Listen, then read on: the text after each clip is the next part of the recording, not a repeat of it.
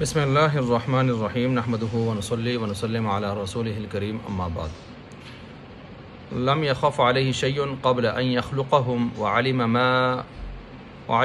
هم عاملون قبل ان یخلقہم۔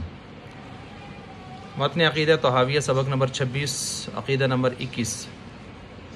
امام طحاوی رحمۃ اللہ علیہ اس میں فرما رہے ہیں کہ لم یخف علیہ شیء، اللہ تعالیٰ پر کوئی چیز مخفی اور پوشیدہ نہیں تھی قبل ان یخلقہم، مخلوق کو پیدا کرنے سے پہلے بھی۔ اللہ خوب جانتے تھے کہ جو مخلوق میں پیدا کر رہا ہوں یہ آئندہ جا کر کیا کچھ کرے گی، یہ اللہ خوب جانتے تھے۔ وعلم ما ہم عاملون، خوب جانتے تھے کہ وہ جا کے کیا کریں گے، کب سے؟ قبل ان یخلقہم، اس کو وجود میں لانے، ایجاد کرنے سے پہلے بھی اللہ مخلوق کے بارے میں خوب جانتے تھے۔ یہ نہیں کہ مخلوق کو وجود میں لا کر پھر اس کے بعد جا کے آگے مستقبل میں تجربات سے یا مشاہدات سے اس کے بارے میں علم ہوا۔ جیسے ہمارے ہاں یہ ہوتا ہے کہ ہم بہت ساری چیزیں ایسی بناتے ہیں اور ہم اس میں اپنے بھلائی اور نفع کو سامنے رکھ کر بناتے ہیں، ہمیں کچھ معلوم نہیں ہوتا کہ کل وہ ہمارے گلے پڑ جاتی ہیں، سر پڑ جاتی ہیں، الٹا ہمیں نقصان اٹھانا پڑتا ہے، ہلاکت کا سبب بن جاتی ہیں، تباہی کا سبب بن جاتی ہیں، اور یا وہ کل وہ چیز چل بھی سکتی ہے، نہیں چل سکتی، کس طرح چلے گی، یہ ہمیں کچھ معلوم نہیں ہوتا انجام کے بارے میں۔ اللہ کو انجام، اس کا معال پہلے سے معلوم تھا، اس کو وجود میں لانے سے پہلے بھی۔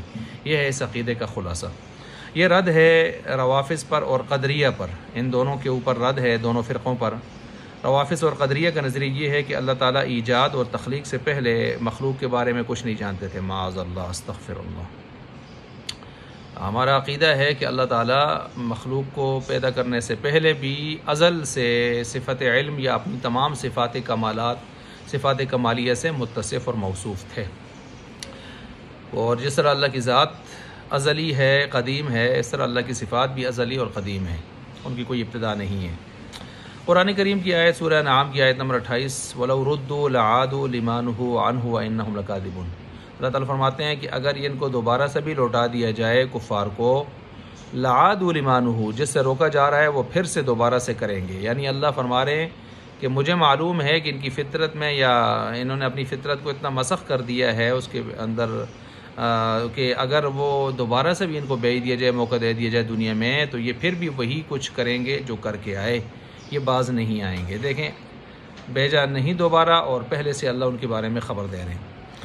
سورہ انفال کی آیت نمبر 23 ہے، وَلَوْ عَلِمَ اللَّهُ فِيهِمْ خَيْرًا لَأَسْمَعَهُمْ۔ اگر اللہ جانتے ان خاص جو کفار وغیرہ ہیں ان کے بارے میں، کہ اگر اللہ کو ان کے بارے میں بھلائی کا علم ہوتا کہ یہ جا کے کوئی اچھے کام کریں گے، لَأَسْمَعَهُمْ، اللہ ان کو سنا لیتا۔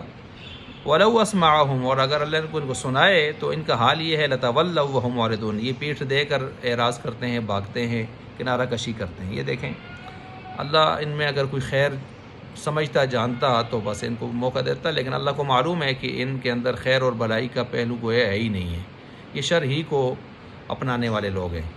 تو اللہ مستقبل کی خبر پہلے سے دے رہے ہیں۔ بہت ساری آیات اور احادیث اس کے اوپر پیش کی جا سکتی ہیں، اس عقیدے کے اوپر۔ یہ عقیدہ نمبر 21 ہوا آپ کے سامنے۔